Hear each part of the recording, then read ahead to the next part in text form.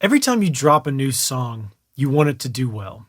You want it to be a hit, you want it to get a lot of streams, and you want it to make you some money. But not every song is gonna do well. And that's one of the reasons it's important to consistently release music over time, because you're kind of playing the numbers game. Some songs are going to do well and some songs are going to do poorly. When a song does poorly, it doesn't mean it's a total loss. Sometimes you can still salvage your release campaign to at least get some result and trigger Release Radar and sometimes even Discover Weekly, even though the song doesn't perform well by your standards. Today, we're going to dig into my release campaign for my song Holding On that I dropped back in February. I'm going to pick that campaign apart for you, show you how I ran it, and show you how I managed to actually get a reasonable result and trip the Release Radar algorithm despite the fact that it didn't perform that well. The first song I released in 2021 was a song called Lions, and my release campaign for that song did great. It knocked it out of the park, got a ton of streams on Release Radar, and eventually translated over to Discover Weekly, where the song has just continued to trip that algorithmic playlist almost every other week ever since. After that song, I thought, well, I've got this figured out. I'll drop my next song, Holding On, and it'll do great, right? I was wrong. It did not do great. The campaign couldn't come down in cost. I couldn't get it below the threshold where I like to have it. I couldn't even break the 30-cent mark for the most part to get my ads to actually perform well. So I got less streams in the first week, less of a push on Release Radar, and ultimately the song went on to not perform nearly as well as the song before it. In fact, to date, Holding On has only gotten about 11,000 streams total. However, it could have been a lot worse. Even though the campaign performed poorly, I still managed to trip the Release Radar algorithmic playlist and get some streams out of it. So let's dig into that campaign and what it was like, what the results were, so that I can show you how I managed to take it from absolute failure to just not that successful.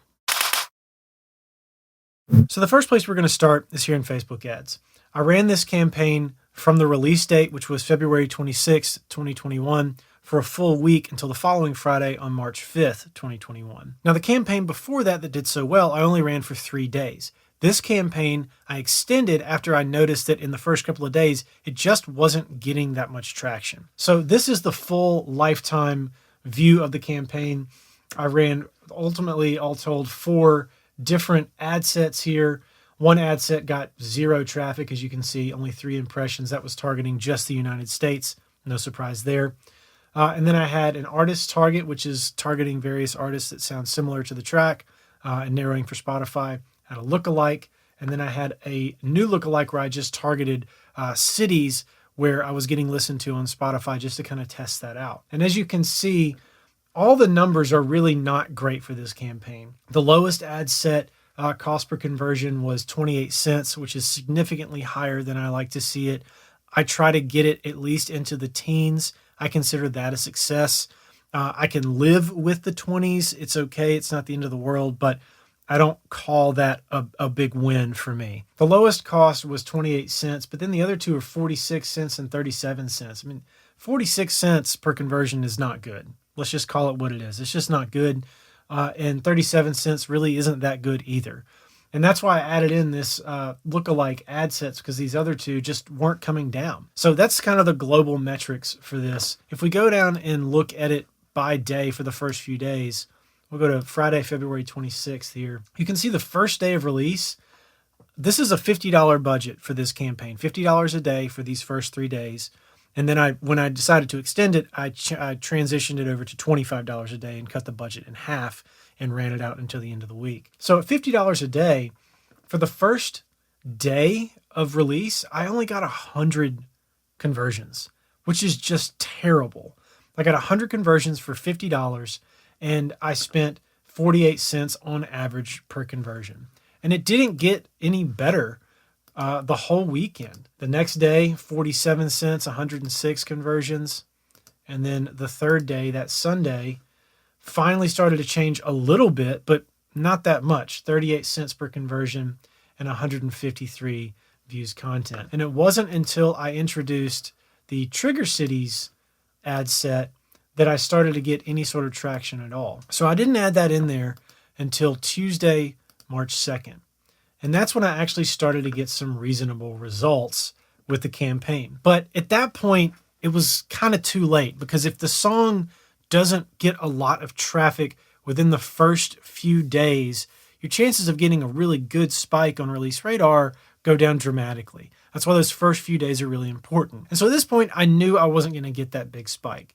But I decided I wasn't going to give up. I was going to try to at least get some sort of traffic to the song. I had it in my head that, you know what, I'm going to use this as a learning opportunity, and I'm also going to see if I can salvage this campaign, because I've had this happen in the past. Started messing with stuff and turning stuff on and off, and was not able to get the campaign to have a good result. So this time around, I decided I was going to see if I could change that habit. So what I did is I added in this ad set to try to bring the cost down, and I let it run out through the end of the week. The most important thing I did is this. I didn't touch anything. I didn't turn anything off. I didn't adjust any targeting. I didn't even touch the ads. I just let everything stay on and let Facebook figure it out. I knew that if I started fiddling with stuff, it was going to reset the learning phase, and it was only going to make the cost go up. And now I know what some of you are probably thinking. Well, maybe if you had adjusted some stuff, your results might have been better. Possibly. But if I go to the ads of this campaign, you can see that Facebook was already pretty much doing the work for me, so I didn't really have to turn it off. In this campaign, or in this ad set here, the drop is the one that got the most traffic, and it's the one that was the cheapest. So Facebook is doing its job on my behalf. I don't have to turn things on and off to get the best result. I can let the algorithm, the AI of Facebook, figure it out. Sometimes there are going to be outliers, like with this ad, the end ad getting 12 cents per conversion and only one view content. But for the most part, Facebook is going to figure it out for me. So there's no need for me to, in these first few days, be messing with a ton of stuff, turning it on and off. Now let's hop over to my spreadsheet, and I'll show you kind of how this ended up playing out. So this is the spreadsheet where I kept track of all the data for my campaign for Holding On. As you can see down at the very bottom here, I've got the popularity score for the song. And this is a big indicator of whether or not you're going to get on Release Radar. So what I'm shooting for is to get to a popularity score of at least 20 by the end of the day on this first Thursday. For Holding On, I only got to 15. If I go over to my track Lions, which came before that, you can see that I got to a popularity score of 22, and that's why it went off on Release Radar. Additionally, my latest song, Hero, I got to a popularity score of 23, which is why it went off on Release Radar. But for Holding On, that didn't happen. I only got to 15. But I knew that if I could get it to 20 for the next week, I would get a little bit of a spike. I kept on with ads. I moved the ads into my growth campaign, which I always do. And I prioritized those ads for the week, and I managed to get it to a popularity score of 24. And at that point, I was able to get some longer term traffic. So if we go to Spotify for Artists, you can see kind of how this played out a little bit. I got this spike happening within the first weekend of the release. And then that Friday, the first Friday, actually did get a little bit of a bump on Release Radar, despite the fact that it was lower than 20 on the popularity score. I still got a bit of a result, even though the ads didn't perform. And I chalk that up to the fact that I extended the release campaign from 3 days in the first weekend to a full week of ads running. I think if I hadn't done that, I wouldn't have gotten the boost at all. I know it's kind of weird because it happened at 15. Still have yet to figure that out. Still looking into why that is. But the point is, I got a little bit of a bump. And if we go down to the next Friday, I got another little bit of a bump here happening. And that's where this kind of plateau is here. And the overall, ongoing streams are higher as a result of that than they otherwise would have been. So did this campaign play out like I wanted it to? Not really. Did I lose money? Definitely. Would I have been better from a financial position? Would it have been better if I had just turned it off after 3 days in terms of money? Yeah, probably so. I probably would have lost less. And I probably won't make the amount of money back that I spent on this campaign on this specific song. But I'm still glad that I did things the way I did them. One, it showed me that you can save a campaign from doing absolutely zero and at least get something out of it. And the argument can be made that over time, this song probably will eventually make back the money I spent on it. It's just going to take a while. So all in all, not a great campaign. but not an abject and complete failure. If I could leave you with anything, it's this. Not every song is going to be a win. And that's why you have to release songs consistently. When you do find your winners, for me, it's my song Lions and my song Hero. Those two songs have knocked it out of the park. When you find your winners, push down on that button hard. Keep those ads going. Put more budget into them if you want to. I have found that Lions has already technically returned the money I spent on it. And Hero is well on its way too.